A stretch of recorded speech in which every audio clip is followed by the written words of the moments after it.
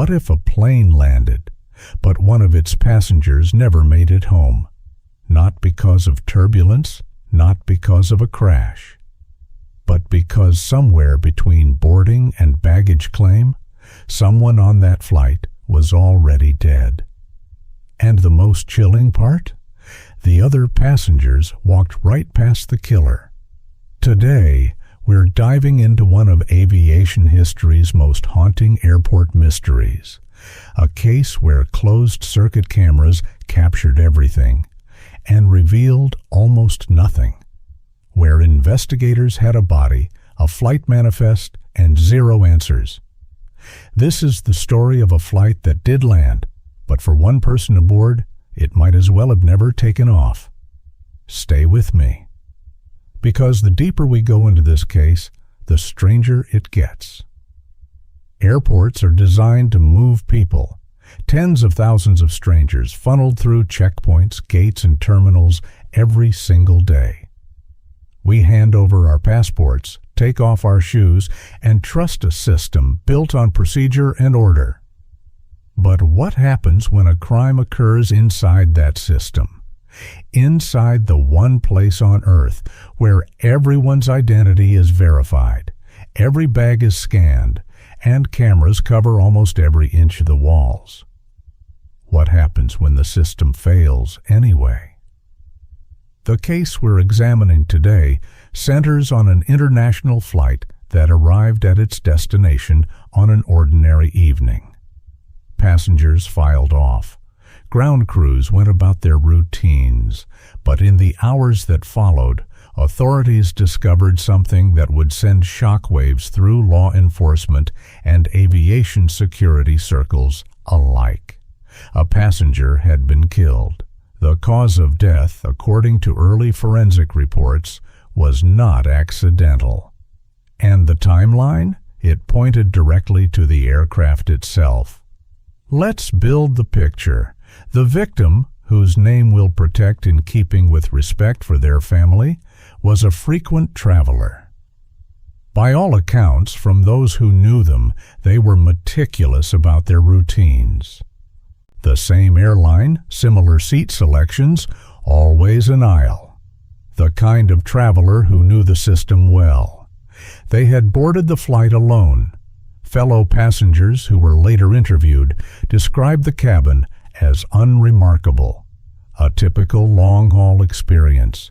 The hum of engines, the shuffle of overhead bins, the pale glow of in-flight screens. Nobody recalls an argument. Nobody remembers raised voices or anything that seemed out of place.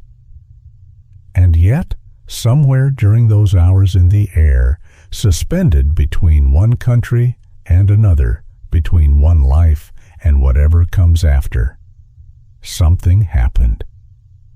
Investigators later pieced together that the victim had been seen speaking with at least one other passenger during the flight. A brief exchange near the galley, casual by all appearances, unmemorable to anyone who witnessed it, but no one knew what was about to happen, or perhaps what had already begun. Now, here's what makes this case genuinely disturbing. It's not the crime itself, as terrible as it was. It's what the crime reveals about how vulnerable we are, even within systems built to protect us, even when we're surrounded by hundreds of people. Sometimes the crowd is the cover. When the aircraft touched down and passengers began to disembark, nothing seemed wrong. The victim's body was not discovered immediately. It wasn't until a flight attendant noticed something during the post-flight sweep, a detail that, at first glance, seemed like a passenger had simply fallen asleep, that the alarm was raised. Emergency personnel were called. The aircraft was held on the tarmac. Forensic examination confirmed what investigators had feared. The death was not natural. The manner and circumstances were consistent with deliberate harm, according to the official findings that later emerged through public reporting. Here's where the case takes its first major twist. Every passenger on that plane had been documented, every name checked against official records. In theory, this should have made identification straightforward. In theory. But when investigators began cross-referencing the manifest against airport security footage, they ran into a problem that would define this entire case. One individual identified in the footage, someone captured on camera boarding the aircraft and later seen near the victim's vicinity, could not be matched to the official passenger list. Read that again. Someone was on that plane, someone the cameras saw, and yet, according to every record available, they should not have been there. Whether through a documentation error, a fraudulent identity, or something more deliberate, investigators were now chasing a ghost. Law enforcement agencies moved quickly. International cooperation was invoked almost immediately, given the cross-border nature of the flight. Aviation authorities were pulled in alongside criminal investigators. The aircraft itself was treated as a crime scene, grounded and subjected to a forensic sweep that lasted days. What they found and what they didn't find shaped everything that followed. Certain physical evidence was recovered from the cabin consistent with the area where the victim had been seated. But key forensic elements that investigators had hoped to identify proved either absent or inconclusive. The cabin environment, shared by hundreds of people, cleaned by ground crews, cycled through recycled air, is not an easy place to preserve evidence. One senior investigator, speaking to journalists at the time under condition of anonymity, reportedly described the scene as a case where we could see the outline of what happened, but the details kept dissolving. Then came the second twist. A witness came forward, not a passenger, but a member of the ground crew who had been positioned near the jet bridge as passengers disembarked.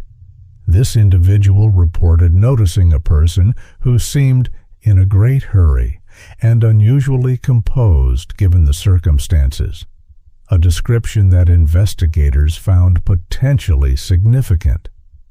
Composite sketches were developed. Appeals went out through official channels. Tips came in from the public in the weeks that followed. Each one was logged and investigated, and each one, so far as public record reflects, led to a dead end. The unidentified individual captured on airport footage was never definitively located. The question of how someone could board an international flight without appearing on the verified manifest, a question with serious implications for aviation security, prompted a quiet internal review that officials acknowledged but declined to detail publicly. Meanwhile, the victim's family waited, and the case, little by little, went cold. As of the time this script was researched, no arrest has been made in connection with this case. The investigation remains technically open, classified among that sobering category of cases that law enforcement agencies maintain on file. Cases where the evidence exists, but the final piece refuses to fall into place. What lingers beyond the tragedy of a life taken are the questions this case raises about the systems we take for granted. We assume that airports are among the most surveilled environments on the planet. We assume that a flight manifest is a reliable document. We assume that in a sealed metal cabin at 35,000 feet, nothing can go unwitnessed. This case challenged every one of those assumptions, and perhaps most unsettling of all, the person or persons responsible for this crime passed through the same checkpoints you and I have passed through. They sat in a seat. They may have accepted a drink from a flight attendant. They walked through a terminal and disappeared into a crowd. Somewhere out there, in some city or another country, they are living a life, and a family is living without their person. Remember what I asked you at the very start? What if a plane landed, but one of its passengers never made it home? Now you know the answer isn't simple. It isn't clean. And for the people closest to this case, it isn't over. Cases like this one don't just haunt investigators. They haunt all of us because they hold up a mirror to something uncomfortable, the idea that anonymity and proximity can coexist. That danger doesn't always wear a recognizable face, that sometimes the most dangerous place to be is in a crowd. I want to know what you think. Do you believe this case can still be solved? Is there a piece of evidence, a detail, something in the timeline that you think investigators missed? Drop your theory in the comments. I read every single one, and sometimes fresh eyes see what trained ones overlook. If this video made you think, made you feel something, or made you want to dig deeper, hit that like button. It genuinely helps this channel reach people who care about these stories. And subscribe if you haven't already, because next time we're covering a case that takes place even closer to home.